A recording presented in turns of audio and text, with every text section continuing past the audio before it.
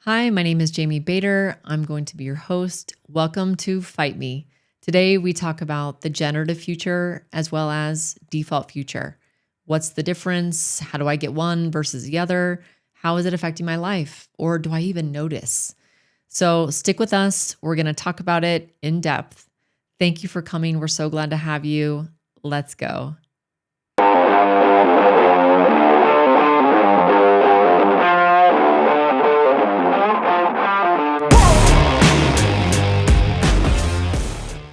Hey, Hey, we're here. we're here. Welcome back. Yeah, welcome to Fight Me. Welcome to Fight Me. Do you want to fight me? This is the question. Not at the moment. Yeah. What are we fighting for today? I think this is something that is obviously going to be like the big picture for us today. So what are we fighting today? What are we fighting? Yeah. I think the ability to.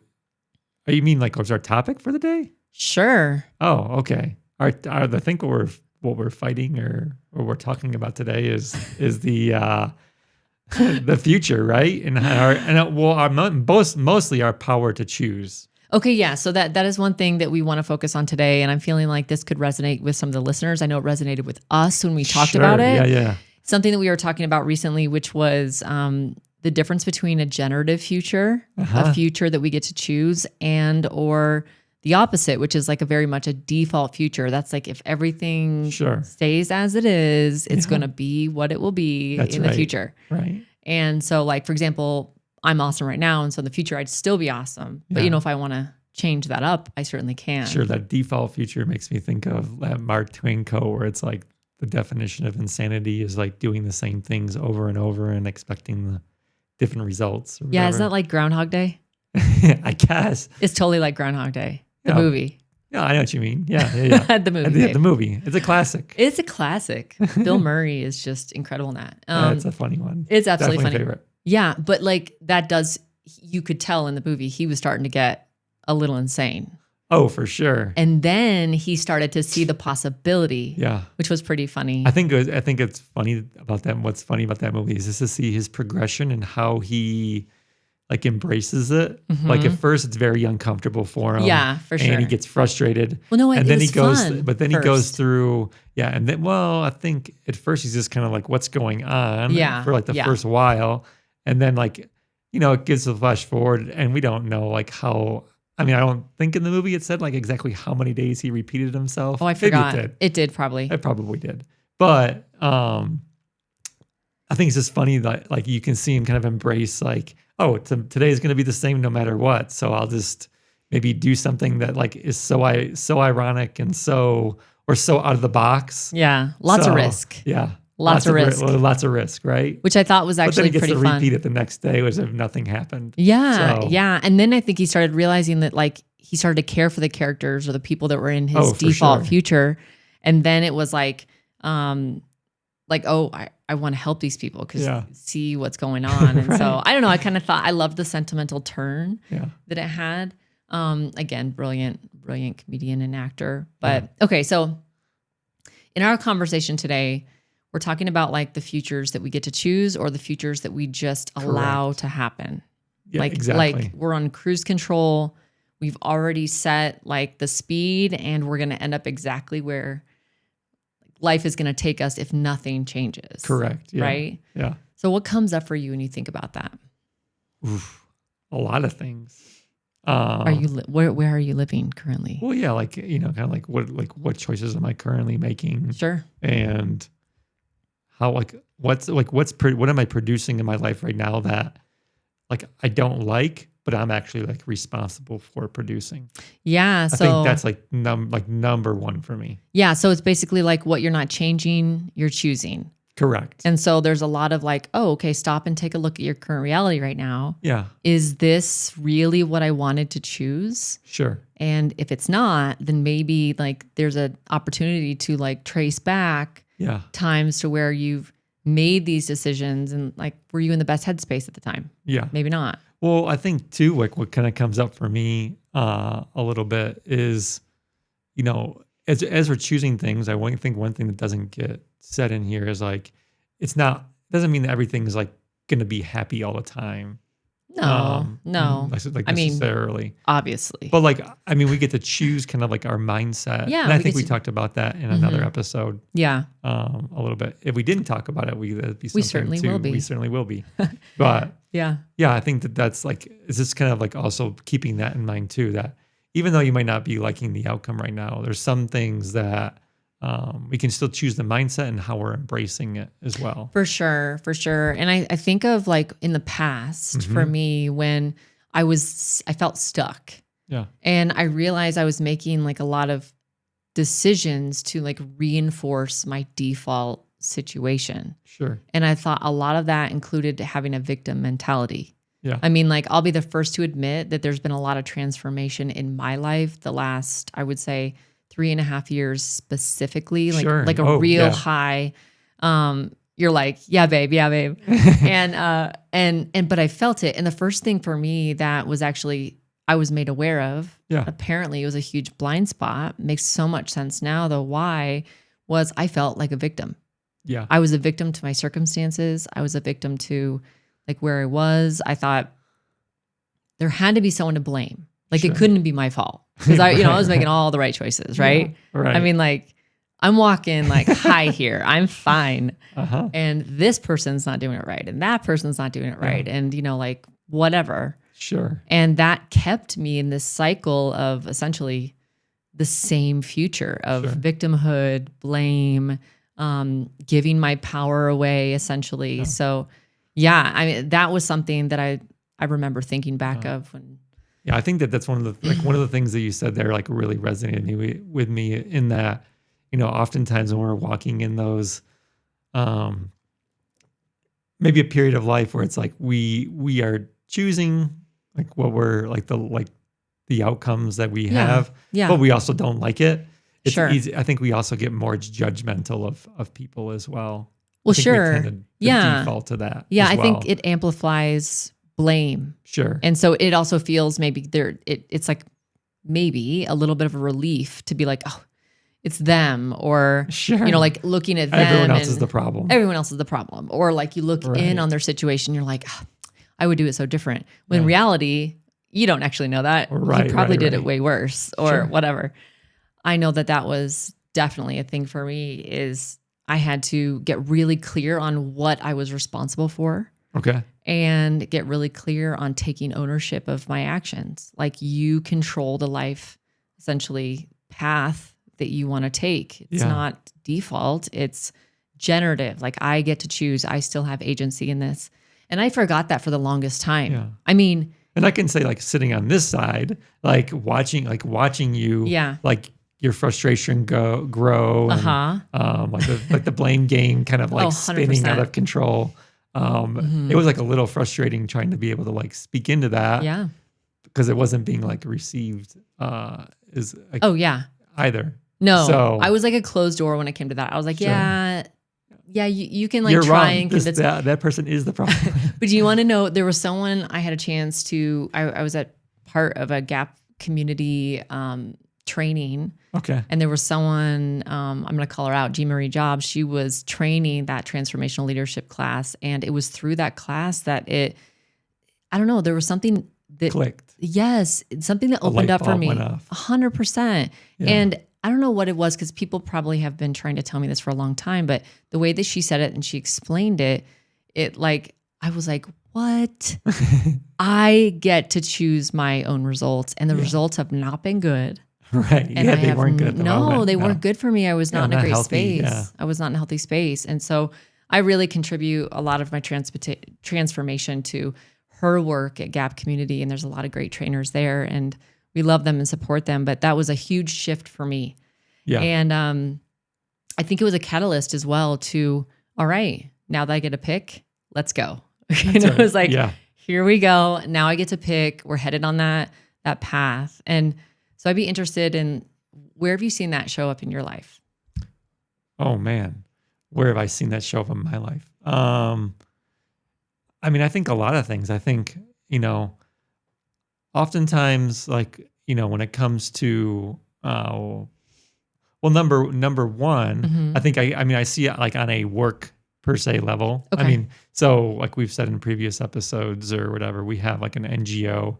So our work is definitely like a little bit different, but at the same time, it still is a job per se. That's like my like, what we do full my time responsibility full time. Absolutely. And so, I mean, I see definitely that it's like, there's things won't be going well or won't be going like as planned. But like, I also am unwilling to change certain things. Okay, and I'm like, I get stuck in a mindset of like, it has to be done this certain way. And I don't think about what's the other possibilities or what are some other solutions or maybe what are some other ways to achieve like the same results.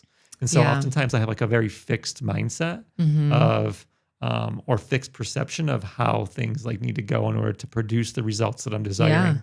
And so that being said, I definitely get stuck in that route. But then, thankfully I have people like you or other people in my life that will point out and just say, hey, like, why don't we try doing it like this? Or why don't we try doing it like that? And I'm like, oh, I guess I didn't think about that. And vice versa. Like even like on our team that happens, I see that come into play. But then I also see that like also play out in parenting. I mean, see that play off. I see that play out in marriage.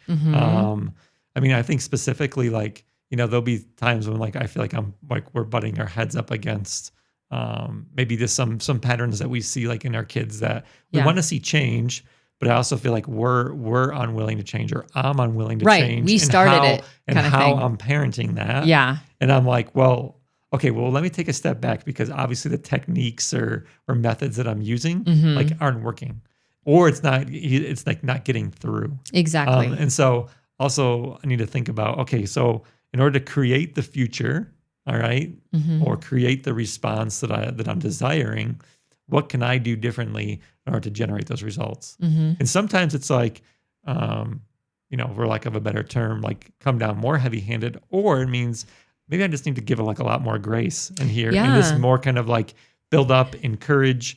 And I think that's really revolutionized like the way that I've approached parenting. Like and I think like you just said is just try a different approach. And I think what helps to navigate that is we get to experiment with different approaches. It's not like we're shifting completely and okay, this is it from now on. Like we get to experiment. Did the grace actually help? Did the heavy-handedness help? If it didn't, okay, like maybe it's some type of combination of both. And then it, we get to see based on what that data is, like how it worked with our kids, how it worked in our marriage, with friendships, with whatever, with work. And then we get to pivot if we want to pivot. And so again, we are constantly in our, like the driver's seat of our life. We're not like in the back seat and someone else is driving and I'm trying to tell them to turn, but they're not going to turn. And again, that's where the blame comes up. But what I did like about what you said in regards to, like shifting your perspective is what I like to do is look at the horizon. There's one thing about this house I love is we have this huge patio. It's amazing. It is like, it brings me so much life. And tell everyone, what's your favorite time of day? Sunrise. Oh, sunrise. Don't even start. Don't. There is no other time. Yes, exactly. Sunrise is, and if we could see the sunset, which we can't see much here, but we could see in Antigua quite well. Yeah, we could see it in Antigua quite well, but here, no, the sunrise is like unbeatable. Incredible. From where we live. And we have a panoramic view. And so what I like to do is I like to get out there and, as Huberman always says, like get out there for early light, first light. And I like to get out there and it broadens my perspective, not only the horizon of my sight, but it broadens like everything a little bit for me, just to take a glance at something bigger and the perspective changes. And I feel like when I can do that with a very specific topic or a very specific, space where I'm noticing some tension, then it takes me back and I get to see maybe what could be possible if I just take the blinders off. If I don't have this fixed mindset and maybe I'm open to what could be possible in the situation. Yeah, that's great. That's good. Yeah. So I know, and it's my favorite place to be, my favorite time, all the things. Of course with coffee. Of course with coffee. It would be Guatemalan ridiculous. Coffee. Yeah, Guatemalan coffee. It would be ridiculous not to. So perfect morning for me. Yeah. Morning. Yeah. I love sunrises here. Yeah, it's absolutely beautiful, especially now in rainy season. Well, if it's not too cloudy in the morning. Well, no, but like, okay. I think this morning we kind of got like a dud of a sunrise. We really did. I was actually going to like, thumbs down to the sky and be like, hey, exactly. I really wish that you would have performed a little bit more. God slept in them today. Well, here's the thing. Like, okay, with rainy season, and this is a tad on off subject, but like with rainy season, what's the old saying is they're like, what is it the sailors say? Oh, what is that? Red sky in morning, showers take warning. Yep. Red sky at night, showers delight. Yeah, and so I think that's it. I totally live by that. That always goes through my head every morning, Sure. except for obviously I forgot it right now. I don't know what just happened, but yeah, I forgot it. But here's the deal: like whenever I'm outside, I think you think of that. I do. Whenever I'm looking at the sunrise, I'm like, okay, is it going to be? Yeah. Is it going to be stormy? Is it going to be not? Anyway, what does it mean? But anyway, the point is that when it's really beautiful, bright red and orange and yellow, like just stunning. Yeah. There is this anticipation of something different coming for me. And I also really enjoy like watching the storms come in. So yeah, we do have a great space too where you can just see. So like we overlook like a valley. Yeah, we do. And you can actually see the storms just kind of coming up through the valley. Yeah. And eventually just arriving like at our place. And wouldn't it be pretty incredible if we could actually visualize the storms coming in our life? And we also lived in Honduras for a year, and I'll never forget being able to watch the storms come in from like off the sea. Oh yeah, from off the coast, because we were straight on like... We were like right on the coast, but you could actually see the storms just coming right across the sea. So yeah. What's really interesting like about that space is like, well, not only the broad horizon, but like it was, I don't know, there was something breathtaking about being able to see, things coming and going from a distance that I felt like helped with perspective, maybe in my own personal life. So anyway, I have a lot of fond memories of that. Also, my DNA melted a little bit. It was very hot there. That, yeah. It was extremely I may hot. Never recover. We'll find out. Permanent damage. Yeah, permanent damage. I think one of the things that's coming up to this, coming up for me, like as we're sitting here talking, is the whole principle of like reaping and sowing. I like that. And, like I think we both are like big on that. It's kind of like what you kind of put into something is kind of what you get out. And, specifically like thinking even like in our marriage or marriages in general. I mean, a lot of people really want like intimacy and they want closeness with their spouse. But like they don't take the intentionality of like setting date night or creating space like within their schedule to actually like foster intimacy, foster closeness, and foster like communication. Yeah, for and sure. So that's been something I know that like over the years we've been like really, really like that's like a non-negotiable for us. Yeah, that's one thing we're both very much in agreement with is like Friday night is date night. Yeah, Friday night's date night. Like, and then like occasionally we'll be able to like get away for a night or two. Yeah, for sure, which is nice. And we've taken a couple of vacations here or there, just here and of there. Us. Yeah, but here and there. But hopefully for 20. We'll get out for something. Hopefully for our 20th anniversary. Yeah, that's kind of our plan. So we got about a year and a half to figure that out. Okay. Start saving now, babe. That's right. And no, it's true because we were actually talking about this last night because last night was date night and we were out and we were talking about what has helped us, through these 18 and a half years. Sure. I mean, it's not like 30-year marriage, but like we're going to get there. We're closer to 18 than 18 and a half, but yeah. Oh, okay. Yeah, okay. To be technical. Okay. Yes. All right. Thanks for the math lesson. All right. Anyway, now it's starting to feel like 25. No, I think the one thing that came up last night was that once we realized, because there was a point when I think we started to just commit to date night, which not just meant like, ooh, let's go out to eat. It's more of we are committing to spend like a very intentional time together. Nothing else will change that unless it's like we both have something that's very, and in the beginning of our marriage, like when we first were married and then first started out with careers, and even had like little young kids. Obviously, we didn't have like the finances. So no, like over the years, we had no money. It's been like, it's looked different. I mean, before it would sometimes just be like, well, let's just go take a walk together and maybe get ice cream. Oh yeah. Or totally. maybe just go get like a cup of coffee and take a stroll or find like go to a park. I remember also there was like a lake in North Carolina that we used to like walk around and Lake Lynn. I think sometimes we would even just get like a loaf of bread and just walk around the lake for several miles and converse. And you would eat all the bread? Yeah. And then the ducks would be starving. Yes, and they would just come looking at me. Like, what's wrong with you? Chad would eat a whole loaf of bread, folks. And then he would laugh at the ducks while they were hoping to get some bread. Exactly. Yeah. That's how our date nights went. No, but I think it doesn't have to be something exotic. It doesn't have to be something like exquisite. But it can just be like shared conversation. I think it's just more the matter of like the principle of taking the time to create or foster or sow into like your marriage. Which I think for us has created this generative, like this, snowball effect of like, okay, the more that we commit to spending time together, the more like we want to spend time together. At least I'm speaking for myself. You can speak for yourself. There was some silence there for a second. And I was like, no, I'm just messing with it. I know you are. We love. I'm going to kick you under the table. Okay. It's really okay. Ow.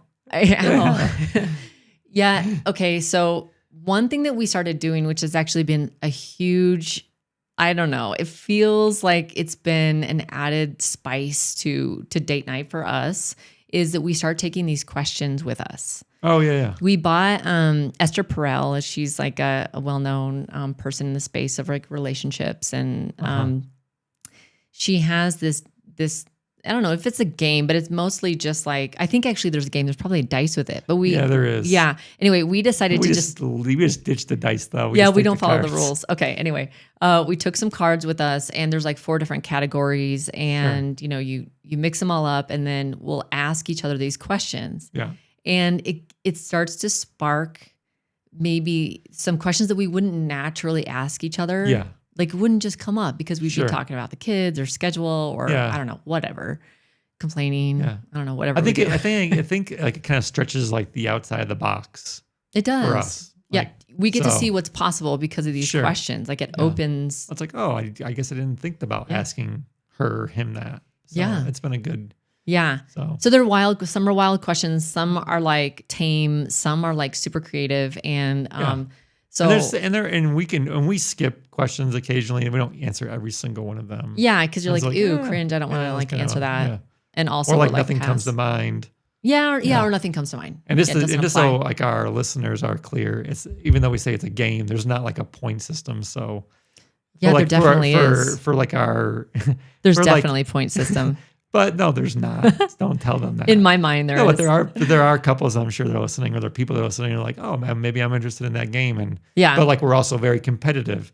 It's like there is no there's no winning. There's no winning or anything like that. No, there isn't. Even though we say it's a game, it doesn't have like a point system. No, but anyway, that's something that we got on. I think it was like Amazon or something. But I had been following her and her content for a while, and I always felt her very insightful in the scope of relationships, specifically, like marriage and with intimacy and all those things. So I highly respect her work. And so this was a no-brainer for me to buy this, game. And then it's just really helped us, I think, hone in on like the corners of our lives that we never really shared, not because we're scared of or afraid of, but no one asked us. Yeah. Memory never brought it to the front for us to talk about. So that has also created this generative portion to our marriage, I think, that has created connection. Sure. That wasn't maybe, it's just different, a different type of connection. No, I want to be like sensitive to our listeners, because I know obviously not everyone's married. I'm sure we have we know lots of single folks Absolutely. as well, which is awesome. So, when we get back to like this generative future versus default future, kind of like what are some, I guess I want to ask kind of like, what are some like next steps. Yeah. Oh, I love that. Okay. So a couple things that come to mind. How do you even know which mindset you're in? Well, I think, what really helps in understanding your mindset, maybe your defaultness, is getting feedback from others, because the default future or like that flow in our life automatically creates these blind spots as it occurs to me. And so we just don't know what we don't know about ourselves until someone tells us. So like, for example, like the experience I had with Jean Marie at Transformational Leadership, she wasn't speaking to me one-on-one the whole time, but there was a time where I had gotten some feedback, I think even from some other people. And it was like, I did not realize that was happening. I didn't realize I was showing up that way. Sure. And yes, I would want to know if I was showing up like that. And so I was really grateful that someone cared enough for me to give me that feedback, even though it was risky for them, right? So I would say that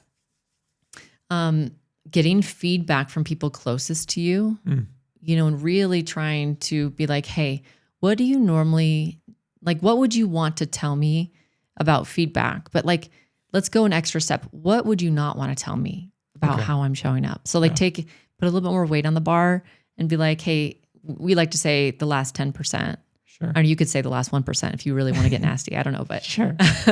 Either way, it's basically asking people to, what would you not want to tell me that you think I should know? And typically that in that feedback, there's space for real transformation. Now with feedback, and we may have touched on this last time, was, you want to take it for a sec, take the feedback, you want to sit with it, you want to try it on, and you want to see, where could this be valid in areas of my life? Yeah. And, like it could be valid in maybe your marriage or your singleness or your, relationship with God, or even your work. In your work, yeah. And so just try it on, see if it fits. If it fits, that is new data for you. Sure. And so, that's how I like to talk about feedback in that space. And that can help us. I have one more, that kind of triggers one more question I'd like to ask you is, what would you say to like a listener right now that's kind of going through like a tough season, maybe like in work or they're not enjoying their job, and maybe it doesn't feel like, oh, I have the other options out there to like either change careers or look for a different job, because maybe for whatever reason, like I really need to keep my job right now. The market isn't very good, or whatever it is. So my question to you is like, what would you say to that person, or what advice would you give to that person that's kind of just going through it? How do you know like what's just kind of like a tough season, or like versus like, okay, man, like you're just kind of like you're in the default mode? Yeah, well, I think it all comes down to like, are you getting the results you want? Okay. Like, are you happy? Yeah. Are you enjoying life? Is this something you feel like there's a purpose, there's a plan for yourself? I think it's getting really clear on your current reality. Where am I? Like, who's speaking into my life? What content am I consuming? Is it helping me? Is it helping me with my mindset? Is it hurting me with my mindset? Is like, why don't you take a little bit of a glance at like how you're spending your time? Sure. And how you're spending your money, because typically where we spend our money is a lot where, and our time is where we value things. Sure. And I just think taking, a glance at all of that, getting really clear in your current reality. Where are you? How are you? Are you getting the results you want? And once you notice there is a gap of, oh, okay, in this space, maybe my work, I'm not getting the results I want, I'm not happy, then, I think it's appropriate time to like look for people who are close to you to get feedback, and, or, take a chance to like stop, sit back and try to get a broader view for what could be possible in your life. Yeah. And write down what it is that you want. Like if you had, I like to say this to my clients. If I gave you a blank check, sure, and I gave you, a check of like, I don't care what anyone else thinks about this. Yeah. So I give you those two checks. You got endless money, and you do not care what anyone thinks about what you do. What would you do? And so it's like inciting, getting, igniting this vision. Oh yeah. And so it helps us understand where we actually want to go. What do we love? What do we, what's driving us? And so then at that point, once you kind of nail down what a vision looks like, and working with a coach is actually really helpful with that. We have a lot of fun questions that can help people get to that point. Yeah. And then identifying what the gap is between your current reality, which is right now, and your vision, which is something that you want to create. Create in the future, which is a generative future. Yeah. Like actually having a vision. Like you're participating in what happens to you. Exactly. So I think that's like the big thing, like the big takeaway for the listeners today is just, ultimately like choosing what it is, like your results in the future. Yeah, absolutely. And I think one thing that, default will automatically equal like comfort and predictability. Oh yeah. And, generative is more possibility and risk. And so if you can start to see where you're at on that scale, that's good. Maybe maybe it's time to tip the scale a little bit. Sure. You know, maybe we should get risky. Maybe risky business. Risky business. Okay, we have some questions so now. I do have some, so just to make it fun at the very end here. Wait, it was fun. I was having a blast. It was. I was enjoying it. You were bored. No, I was not. Definitely not bored. I was just gathering information. Okay, I love taking it all in. Here we go. So wise. Let's do this. So I have a couple questions. Just Okay. Some fun things. Speaking of futures and possibilities. Yes, I will marry you. I think I knew that. No, Would you rather?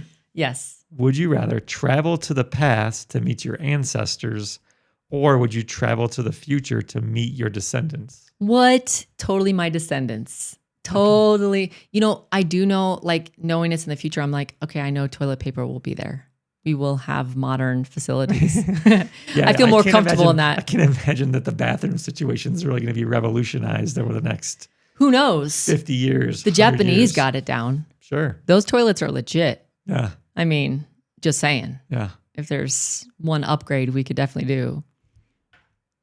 I think Japanese toilets. I mean, so anyway. if I said you had to go 4 centuries, like 4 generations back. Oof. 4 generations back or 4 generations forward, you would definitely pick 4 forward. Absolutely. I would totally go forward. I'm not, okay, so like I would like to think I'm interested in the past because the past often comes back around, sure. But the past is in the present, right? That I think my heart and my mind just leans so much towards what's possible and like what the results are of my current situation. And so I think I'm very forward moving. In that sense, I want to go forward. And plus, the future just sounds new to me. Sure. And fun. And yeah, I think I probably would choose descendants as well. I mean, your descendants. Yeah, just to see they'll be really what cool. life is like. Yeah. Whatever. Yeah. Yeah. Whatever. I won't get into gloom. I might be doom. jealous. What? Okay. Okay. So the second one is. Would you rather know the happiest day of your life or the worst day of your life? Oh, okay. This one's a tough one. This is a really tough one for me. Personally, I'd rather know the worst day of my life. Really? Yeah. Yes. I'm a monster like that. I really, no, really, I think there's part of me that is like, if I can actually get really clear, like if that was an option for me. Like if you knew this is the worst, this is going to be my floor. Yeah. Then, I mean, it almost could give me like a floor or like a real low current reality of, sure. Okay, this will be the worst it's going to get. And I think maybe seeing that would almost help to prepare my mind for how to make the best of it. And maybe how to be prepared for it. So, the best day, I mean, I've had so many good days. Yeah. And so like, especially like in these last 3 years, you know, I think about, I've had a lot of really good days. I mean, we were obviously married, like our kids were born in this incredible days for me. Like that's just something I'll never forget. Yeah. Things that are just etched in your mind. Absolutely. Has, yeah. And also in the last 3 years, I feel like every day feels like it just keeps getting better. Wow. And I don't think I could have said that. I think I have a big part of that. Absolutely. You are a big part of it. No, but yeah, I think that, but just to see like the growth and that kind of thing. So yeah. And then this is the last one. One last one, and we'll finish with this. Would you rather have the power to read minds or the power to see the future? Ooh. Okay, no, this one's a little tough because I would definitely prefer to see the future. I think the power to read minds really scares me. It does scare me. I would probably not like people. Yeah, exactly. Even myself, I'd be like, and then I would be like, if everyone could read minds. I think it just make me really hard towards humanity. Yeah. It hardened me up. But like I think there is like a little bit of tension there because I would want to know what people are thinking, but would I really want to know? Exactly. I mean, there is a little bit of like ignorance is bliss when it comes. Ignorance is definitely bliss. Especially when you think about like knowing people's thoughts. Yes. Like that, that feels a little bit intrusive. Because oftentimes we all have thoughts, but we don't act upon those thoughts, right? No, so that being said, like I think I would definitely want to just prefer to like be able to see the future. Yeah, seeing the future would be fun. Yeah. I mean, even if it was just like 5 minutes into the future. Yeah, like 5 minutes in the future. Yeah.